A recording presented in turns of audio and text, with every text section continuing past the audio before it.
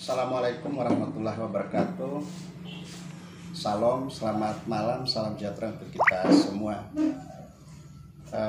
Yang saya hormati rekan-rekan dari media, baik pada malam hari ini kami dari Polres Nagekeo setelah unit tindak pidana korupsi Tipikor Satuan Reskrim Polres Nagekeo yang memeriksa dan telah memproses penanganan perkara dugaan tindak pidana korupsi yang dilakukan oleh masing-masing tersangka di dalam perkara ini, baik yang beliau sudah pensiun dari Kadis Keperindah dan Sekretaris Kadis dan pihak lain atau rekan masing-masing identitas nama sudah ada sesuai dalam berita acara yang dituangkan dalam BAP pemeriksaan penyidik yang dilakukan sejak kemarin tanggal 27 dan sampai hari ini tanggal 28. Penyidik dalam pemeriksaan ini telah melakukan pemanggilan secara resmi dan sah kepada masing-masing tersangka. Kemudian penyidik melakukan pemeriksaan dan sudah dituangkan dalam berita acara pemeriksaan masing-masing tersangka. Untuk 2 orang tersangka dan dalam pemeriksaan sudah menghadirkan penasihat hukum atau pengacara untuk mendampingi dalam pemeriksaan. Kemudian 1 orang tersangka penyidik sudah menunjuk kuasa hukum atau pengacara untuk mendampingi selama dalam pemeriksaan. Baik di dalam pemeriksaan bahwa masing-masing ini tersangka sudah mengungkapkan peran, kemudian apa yang mereka lakukan, mereka buat, sudah dituangkan semua dalam berita acara pemeriksaan masing-masing. Kemudian itu karena mereka melakukan atas perintah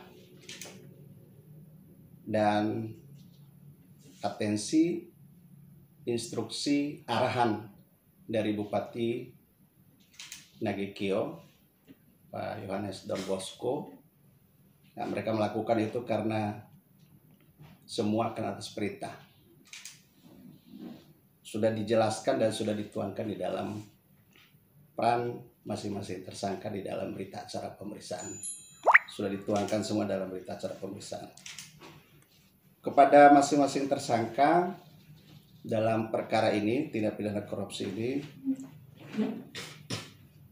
diduga melakukan korupsi yang dilakukan secara bersama-sama, yang masih di dalam pemeriksaan. Nanti kami masih dalami semua untuk kepentingan dalam proses supaya prosesnya cepat dituntaskan.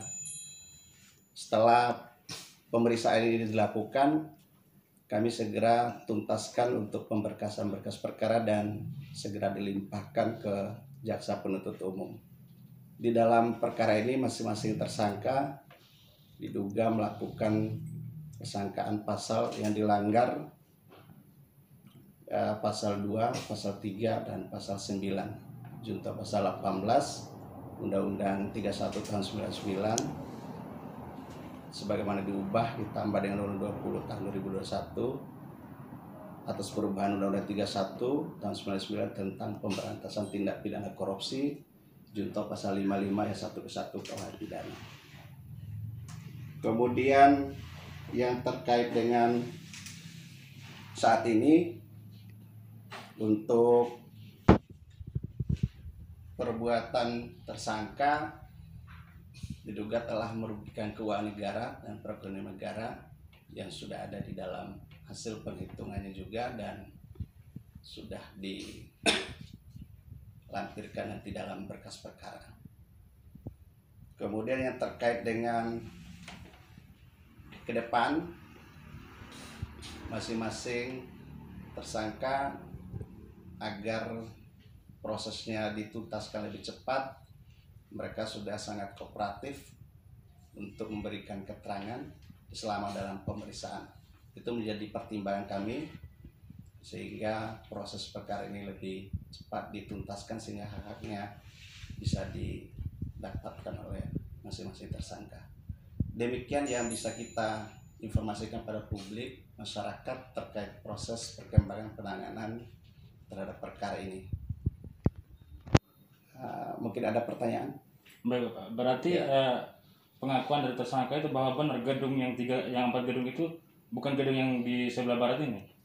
Baik, yang terkait dengan 4 unit gedung itu sudah benar, posisinya pasti di tengah, bukan di sebelah barat atau sebelah timur sana, tapi adanya di tengah yang sudah ada dirobohkan dan dimusnahkan pada saat kejadiannya.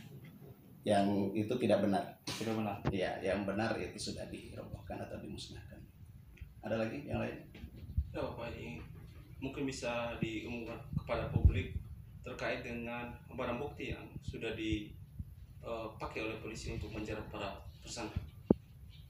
Untuk barang bukti sudah ada di dalam berkas perkara. Berupa apa Pak? Itu yang terkait dengan teknis. Untuk kepentingan penyidikan. Tidak bisa disebut. Iya. Oke.